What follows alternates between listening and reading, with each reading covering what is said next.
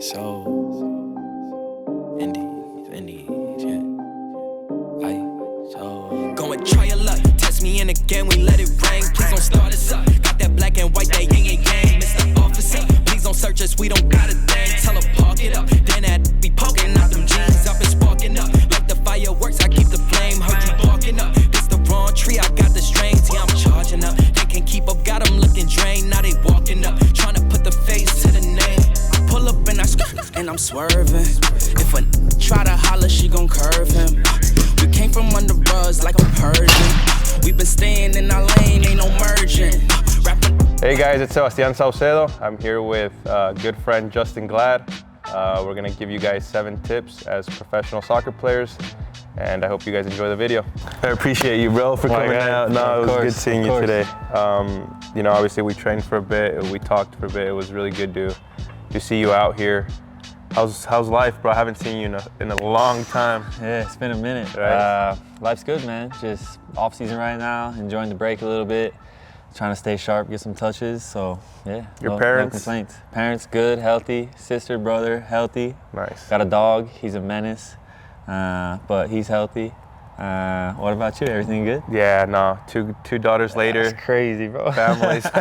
It's not the same old Beaufort you used to know. It's a different Beaufort right here. But do you go back to Tucson about or no? Nah, not really, not really. So you're from Tucson? So I grew up in Seattle, but yeah, I tell people I'm from Tucson because that's where like middle school, high school. Nice. Obviously, we were at the academy together from freshman year or sophomore year to junior, senior year. Yours was pretty early, bro. Early, like, junior. You were a junior? Right after my junior year. It was crazy, you know. I was actually talking to my dad the other day about that I wanted to do this video. One of the RSL center backs got injured that game. I remember. Yeah. Oh, because at the academy we went to that game. Remember? The reserve game. Reserve game. Yeah, the yeah. reserve games back in the day. Yeah. As people don't know, back in the day there used to be reserve games. There was no USL league. First team would play Saturday, reserve team would play Sunday. Yeah, that's funny, bro. If you didn't get minutes. So one of the center backs got hurt, and you debuted right away. I didn't think I was gonna play. I was just excited to be there. I didn't think I was gonna play at all. And then like 3 minutes in the game, one of my boys, actually Kwame, he did his knee, and they're looking down the bench, and I'm sitting there like nervous, bro. Hey, Jay Glad. Let's go. Here we go.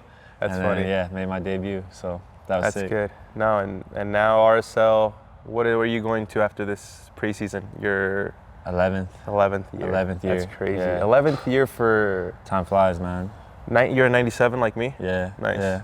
Dang, bro. You're gonna be like Beckerman, bro. He was going into what season? What? Like 40, bro. I gotta get Bex on a video, bro. This is gonna be pretty cool.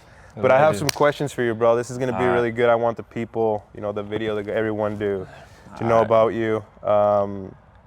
You know, obviously, I grew up with you in the academy, but I kind of, the first question would kind of be, what decision made you want to be a professional soccer player, and what do you think was the most important thing to be able to get there? Yeah, I think, I've always just enjoyed sports, so any sport really, but soccer really kind of took off, and you get to that age where you kind of have to focus on one sport, so ended up being soccer, and really the end goal was just to get a college scholarship. You were committed? Yeah, I was verbally committed to Stanford. I remember. And then so my whole fam, obviously I was buzzing about that. But then RSL came along and they invited me to a preseason.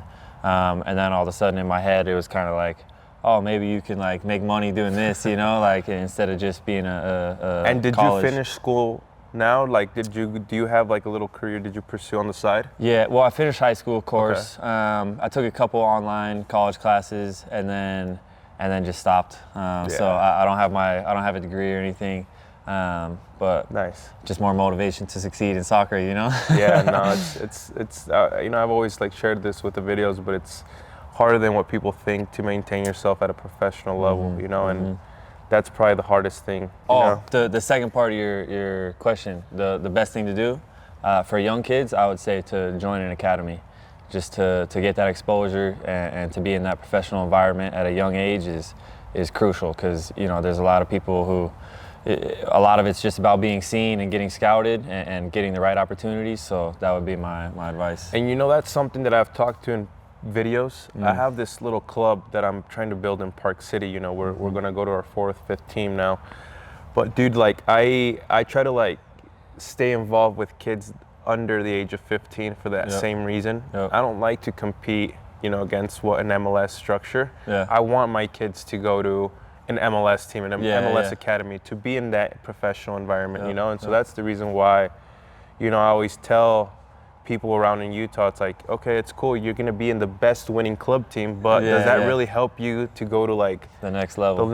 You know what I mean? So yeah, that's something crazy. But you know, it's funny, bro, because I remember the other question would be, and to add to this was, you're from Tucson, you know, and there's a lot of kids out there that have that dream to become a professional and all that, and they're in really weird environments. I'm not like, with you, it was like you were in a Latin community. It wasn't easy, and you just see a bunch of Latin players around you, and you were like, okay, well, there's Justen Glad, like coming into this Latin culture. Did you feel different? What did you feel like going towards like an academy like that, and then growing up in a Latin community? Yeah, you know me, I loved it. You know, I love the Latin community, man, and I've always, I don't know, I feel like just part of my personality is I get along with every race, every type of person. I always try and, you know, make everyone feel welcome and whatnot.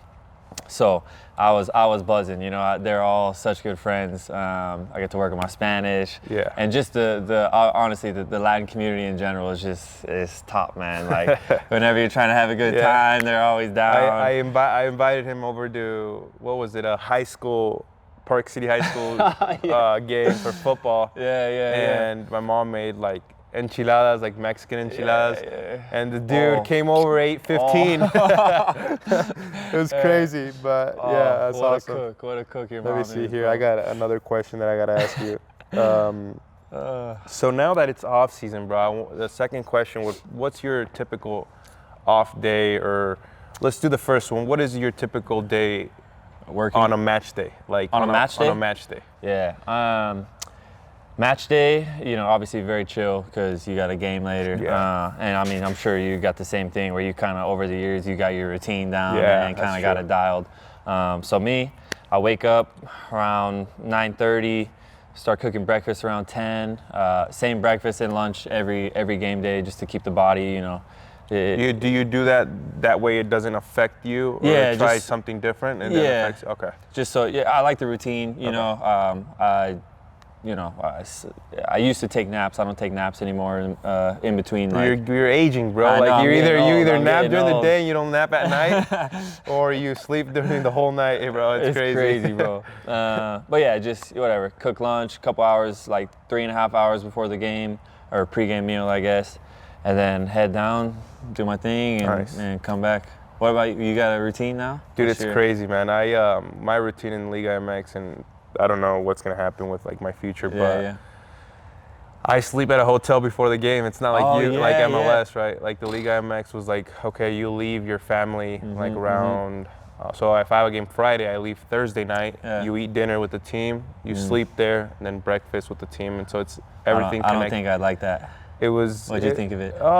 You know, I think at some point when I was playing for like the top clubs, I think it was needed. I think that you're more into the zone of like what you're gonna get yourself into, because the games weren't easy. But other than that, bro, there was nothing like being home, waking up to your your family, you know, going to breakfast together. It's comfortable. All that, driving to the stadium. You know, I feel like I like that better, where you get pictures taken of you walking in, you know, those fresh fits, all that. So, dude, all that, I want all that for my family, you know. So, to elaborate to that one would be your off season, kind of like your scheduling now. What do you do? What do you like to do? I know that we talked about Pilates and all that. So I just started that. So I just started Pilates.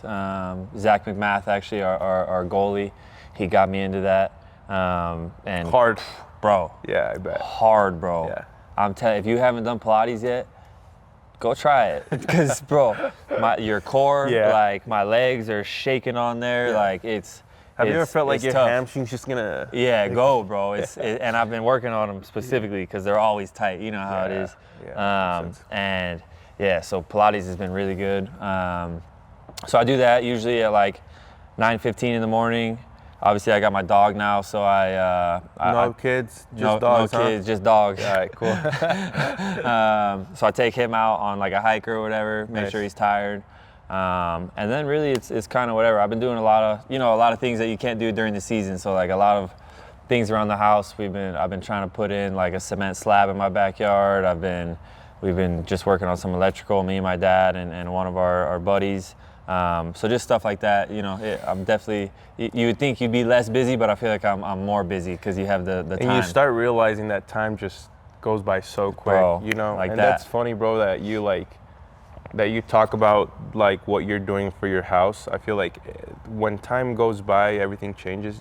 You work on your craft and what's gonna give you for the future. You know what I mean? Like a lot of people don't know about that, but like time ticks, bro. And if you don't work on your craft and what's gonna be there for you in the future, you're gone, bro. You're gone. This is it goes by quick. But well, that's why we're out here getting the off-season work in. It's been really good for us. I like it. And there's always another player ready. I like to share with my dad all the stuff that we do. I think I've always said it that he loves what he does, bro. And then me growing up, you know me, and you know them, you know my parents. So I'm finally being able to give them a job that they've never had. You know what I mean? Like it's always been my dad working at other jobs where it's been really, really crappy. So, but it is what it is, man. It is life, and you just got to keep finding a way. What do you think are the most common mistakes for young players, either to make a decision to go to the professional level or a club team or even younger? What do you think is the biggest mistake? Because I have a few that I think, and maybe we can elaborate on some, but I would say, I don't know if I'd phrase it as a mistake, but I'd just say you got to be in the right environment for yourself. Like if you're not enjoying yourself or who you're around or whatever, the team that you're on, then that's not good for anyone. You probably aren't going to be playing as well as you want to. If you're not enjoying it, what's the point really? Like, so I just say finding the right environment is crucial. And now that I've been with my dad's club, and I hear like things, it's funny, man. We're in a society where they believe everything in social media. You know what I mean? And like stay off social media. Unless you're subscribing to the YouTube. No, so there's kids out there, like I've got 11, 12-year-old kids that are training with us, and they're like, okay, well, man, one of my friends is getting a trial in Spain. Bro, they're 13. You know what I mean? Like, it's crazy. But it's like, I think that's like one of the biggest mistakes is seeing or hearing like that stuff that could be, you have to work and you have to be able to get there, and so there's so much potential out there. But it's like you said, you have to be in the right environment and you have to work hard. And that's really, I swear to God, if you work hard, like it doesn't go unnoticed. Like they were for sure better players than me, growing up and whatever. But I think than anyone, the mentality, bro. Like there's always someone better. Yeah, there's always someone better. But the mentality to just work hard and show up every day, I think coaches appreciate that. I think your teammates appreciate that. And it goes a long way. Well, dude, that's like literally the coaches love the outwork. You know what I mean? Like if you outwork another player, the other player is not going to play. Even if and 100%. It's even in the professional environment. And that goes to my fourth question, is that's my advice, because the fourth question was how do you handle the pressure to maintain yourself at a high level, and what advice can you give when you're at that level, or when you're in a college level, or you're getting to a high school level? And that would be one of my advice, was you outwork your whoever's in front of you, or whoever's in your position. You know what I mean? So 100%. What do you think? What do you do to maintain yourself at this high level to be able to handle that pressure? Yeah, I think I would say just practice, and at the end of the day, if you put in the work and you show up, you're doing drills by yourself, you're whatever, doing everything you can to succeed, this might not address really the pressure side, but at least in your own mind, you can look at yourself in the mirror and say, okay, I did everything that I could do to put myself in a position to succeed. And then as far as the pressure goes, I think there's different ways everyone sort of deals with that, you know? I think I've gotten better at dealing with that over the years. Obviously, you know, when you're younger, you make a mistake and, you know, you get so bummed mad, out for a week. Maybe it affects how you're playing. Just the older you get, I think I've definitely realized you're going to make mistakes. It is what it is. And Kyle Beckerman always used to tell me, like, did the sun rise this morning? Yeah. So the sun rose. So it's gonna go back down. It's gonna go back down. It's gonna rise again. So you know what's there's funny? always I've always told people around me that, man, I appreciate Kyle. Yeah. Dude, like Legend. He was the same person when I first saw him. Yeah. Like as how he was as a person. Yeah. And never changed. Yeah. He always treated me like the same way. Yeah. You know, and that's something I appreciate, and that's something that I try to do for the with younger, the kids, with the younger. Yep. I try to be the same, because at the end of the day, the dude played a World Cup. The dude played how many caps for the U.S. national team, and he didn't have to talk to me. 500 MLS games, bro. Exactly, It's crazy. Bro. So it's crazy. 498 actually. But come back for two, three more, you know.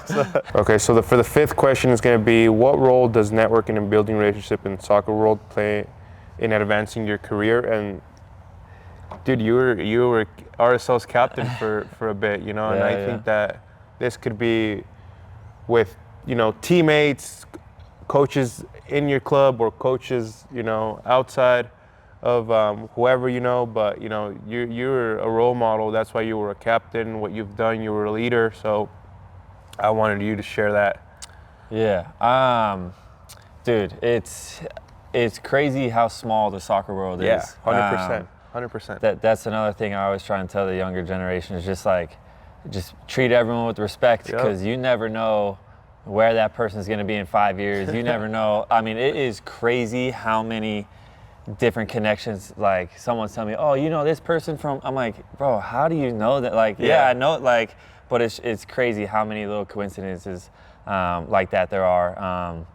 And especially, like, I mean, obviously, you know, when you play with the amount of players we've played with, some of them are going to be coaches, some of them are going to be whatever, trainers, anything really. And it's just always good to have those connections for, you know, maybe if you're trying to help a buddy out, oh, I have a coach over here who you can put in a good word. Yeah, that's true. And just there's so many little things like that where it's just like you never know where people are going to end up, and you know, it's good to foster those relationships and just make sure that you're in touch. And that's something really positive, and just like same thing to what we talked about with Beckerman. It was like he was like that since the beginning, and always was that like that as a person.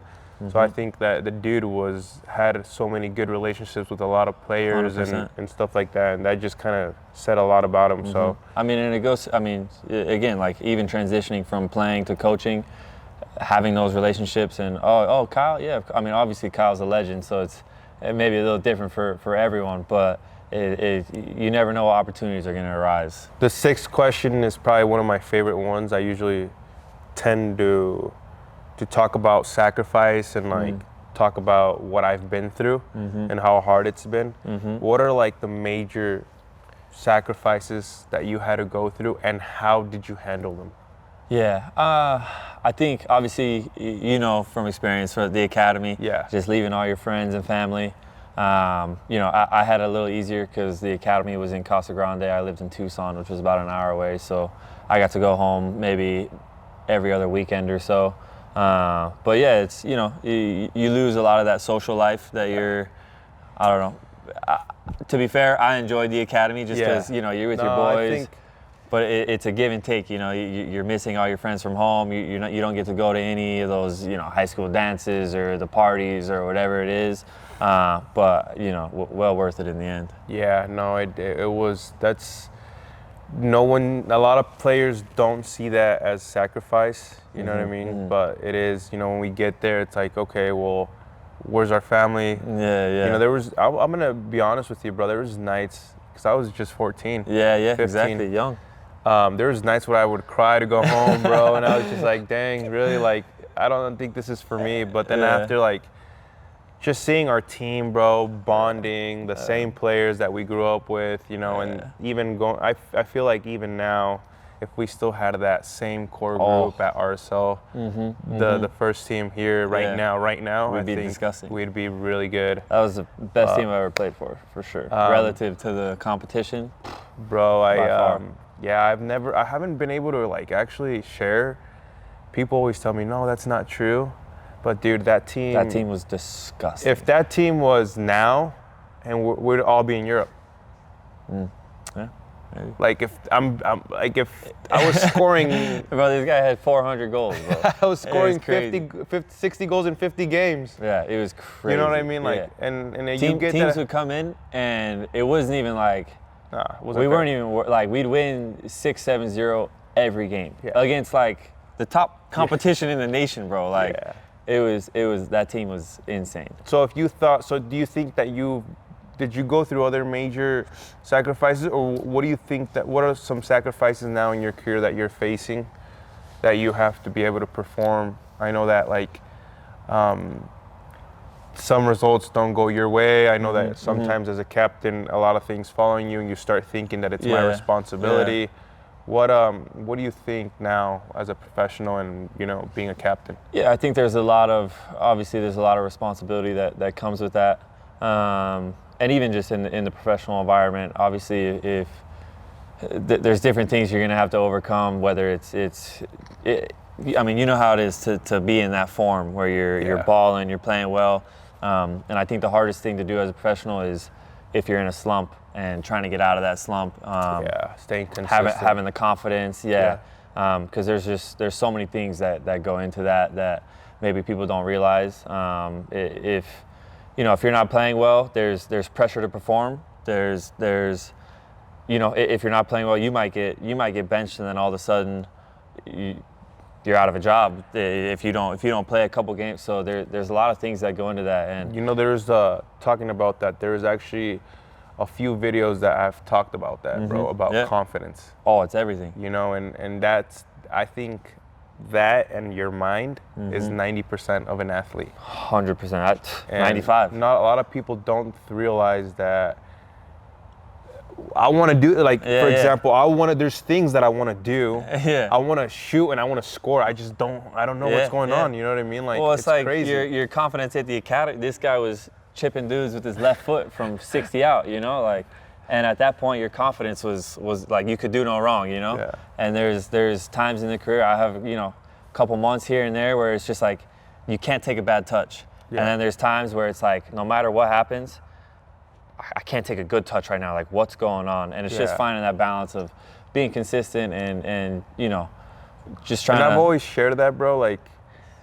But people don't understand unless you're in it. That's what I wanted to share now. It's like, aside of professional soccer players, we're humans, bro. Yeah. So like if humans go through stuff each day, imagine the pressure of soccer with what we have to go through daily, right? And they just don't know. And then people get on social media and bofos suck. It's like come on, crazy. Bro. It's crazy how it works, but it's easy behind the phone. I know. You know what I mean? It's easy behind the phone but they don't. Like that's why I always like have that like I'm always eager to like tell them like, hey, like, okay, well, I'll invite you 1 week, come and see me train every day. You see me working hard. And then we can see it. You can judge after. Do it. You want to do it with me? You're more than welcome to. You know what I mean? So it's like 100%. But the last question, also another important one, is what piece of advice would you give to someone that wants to become a professional soccer player? Would you even advise it? Yeah. Or would you? 100%, or what do you think? 100%. I think. I mean, don't get me wrong. There are tough things, but this is the best job in the world. You know what I mean? Yeah. I think especially not even the soccer side, but just the dynamic of the locker room. Like it's so fun. Obviously you're with your boys, and I think there's gonna be some things I don't miss when I retire, but just that camaraderie, and you're going out to battle with your boys week in, week out. It's a full team working towards one goal. And mostly just the jokes and whatnot. I love it, you know bro. what I mean? I love the fact that you talk about your team first. And you know why? I'll tell you why. Because people people think that when we lose, we go out there wanting to lose. You know what I mean? It's crazy, bro. And I love the fact that you talk about you bringing team first, and that just shows who you are as a person, bro. And it's pretty cool to see that the time has gone by, but you've stayed solid to your ground, and obviously this is good, man. I like that. Again, like I said, it might seem easy to do, but you just got to show up every day. There's going to be setbacks. There's going to be things that, maybe it could be injuries. It could be whatever, the confidence. It could be anything really. But if you just show up every day and put yourself in a position to succeed, to make it, I do believe you need a little bit of luck. You need a little bit of this, that, whatever. But if you work hard and put yourself in the right positions, then the luck comes that much easier. So that's really it. Yeah, that's awesome. No, I appreciate having you for the video. It's been a great time, bro. I'm trying to share more videos, to help out players. I know that the confidence is key. I know that I think for me the hardest thing for someone to become professional environment is wanting to get into that schedule. And wanting to put in that work, like you said. I think that's the hardest thing. Because once you overcome the scheduling, okay, well, I'm a college dude, or I'm a high schooler. How am I going to go to the gym? Things you want to do. Yeah, exactly. How am I going to go to the gym? How am I going to eat healthy? How am I going to put in the work in soccer? When you start separating those three things away from everyone else, you'll be different. 100% you'll be different. 100%. But appreciate you. Thank you for coming out. My guy. Appreciate you, man. It's good to see you. Good to see you, bro. Capitano, man. Crazy, bro. Oh, man. Time flies, man.